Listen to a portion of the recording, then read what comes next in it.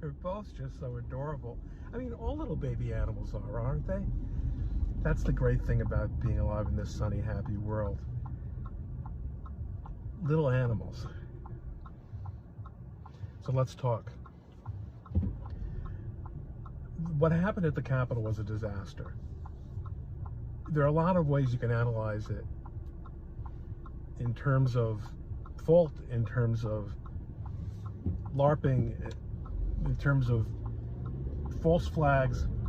It was a disaster. It was a tragedy. But we have to learn something from it. The right, not just extremists, not just white supremacists, please. The right has lost, to a large extent, its knee-jerk, conservative trust in police, in law enforcement, in government, and in the value of press, peaceful protest. Peaceful protest, we now realize, is for suckers. Violence is also for suckers. It's for suckers because the other side controls the power. It worked for the left in a way that it won't work for the right, because the left controls the police, the left controls the government, the left controls the courts, the left controls the prosecutors. Something's got to change. That's why I just love little baby animals. One of the things I always try very hard to do as a lawyer is to get across to a judge the reality of what's really going on.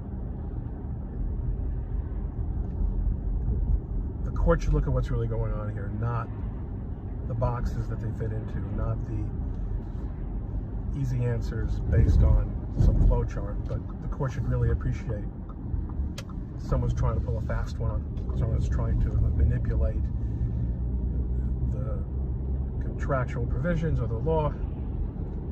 And I would say that when I've had to make that argument, it has been successful very, very few times, even though it has always been meritorious, and even though there's always actually been a legal basis for it. Judges are unfortunately not so different from human beings. They like easy answers. They like to repeat what others in similar situations have said. And that's what it's like when I see these people closing their eyes on the internet to what's really going on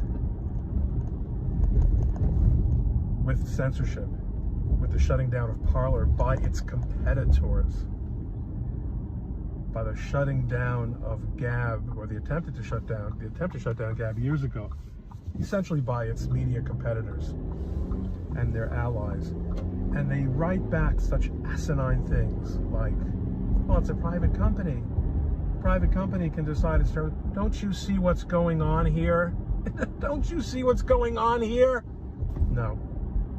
Most people cannot see what's right in front of their eyes.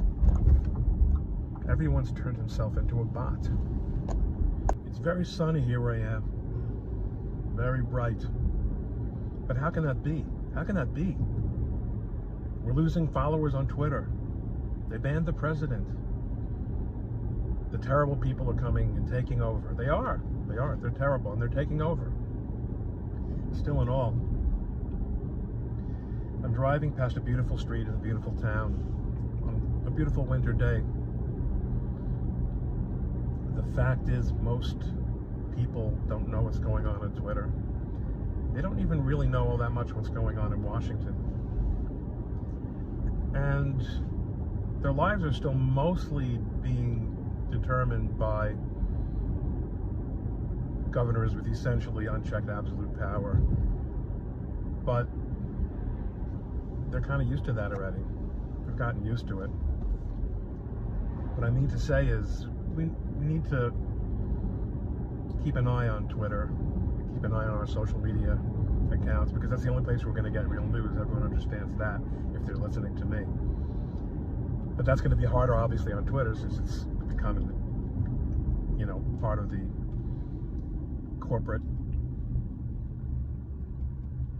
mainstream state media.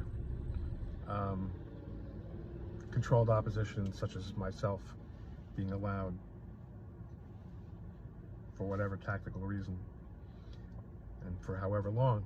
But most of our lives are going to be more or less what they were a couple weeks ago. If your kids are still in public school, they shouldn't be.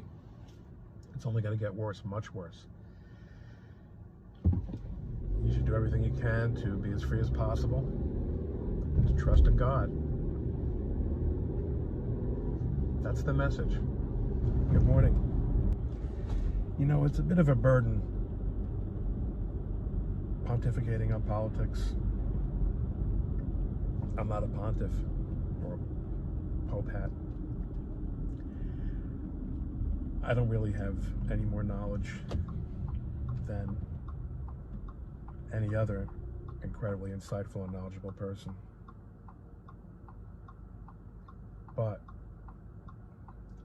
on the other hand, I've heard a lot of my friends say, I've had it with politics. I've had it. And the only problem with that is politics hasn't had it with you. Marxism teaches its adherents that everything is political. Everything. And Marxism, not in the sense of literal ownership of the means of production by the proletariat, that model went out the window quite some time ago. But the Marxist conception of history and contempt for middle-class values and virtues and all the other stuff, that has taken very, very firm hold on our culture, on our institutions, on our elites, academia, of course. Everything's political. Everything about your life is political, and that's what cancel culture is all about. That's exactly what happened under Stalin. So you can take the politics out of your life, but you can't take your life out of politics. It's here whether we like it or not. And if you don't fight, you're gonna lose. They used to say in the 60s, what happened if there were a war and no one showed up? But the real question is always, what happened if there were a war and only one side showed up? Gotta show up. Showing up is pretty much what it's all about. I just passed a spot that I'll just always have in mind driving, where I pulled over to talk to a friend a few months ago who was very upset about something. And I was able to be helpful. I was able to give some advice. And I've been racking my brains thinking, what's a positive way to reckon with this atomization, alienation that has become just the hallmark of our lives now? Yesterday I told you everything is political, not because we want it to be, but because political governs so much of our lives, now more than ever, right? I still stand by that, but on the other hand, everything is really human. You've got to be human. And if you're feeling isolated, one of the things I learned from the great Rabbi Noach Weinberg was that if you want to feel close to someone, the way you do it is to give that person something, not to find a way for them to give to you. Once you make an investment in someone else's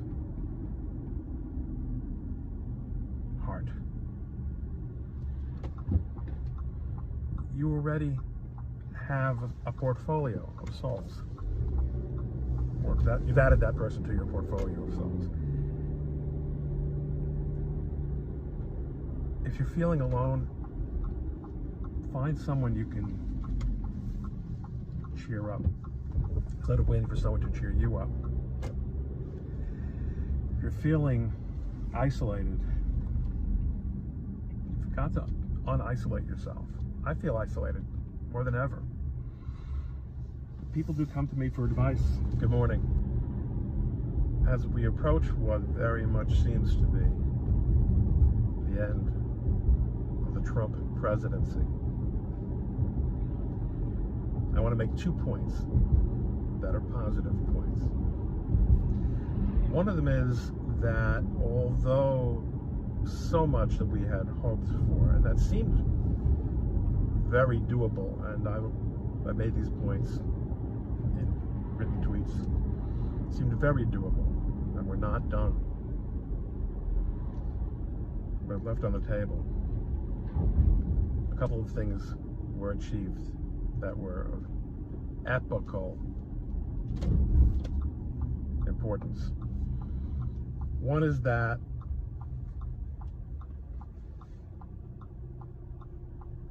Donald Trump caused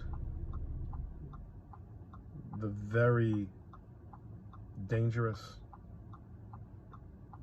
and ruthless and ugly powers that have really been in control of this country for a very long time to emerge, to show themselves in ways and to an extent that we had never seen before. That's very valuable. We're gonna be able to build on that. The reason you say, well, but they're all powerful, right? We won't be able to do anything about it anyway. If that were true, then they wouldn't have been so reluctant to show themselves. That cost them, and we'll be able to work with that. And the second point is, we know who our friends are and who our friends are not, in a very profound and compelling way that we didn't before.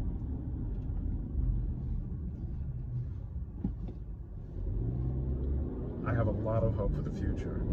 Things don't occur the way we thought they. I want to talk a little bit this morning about the Q fantasy. It was incredibly creative.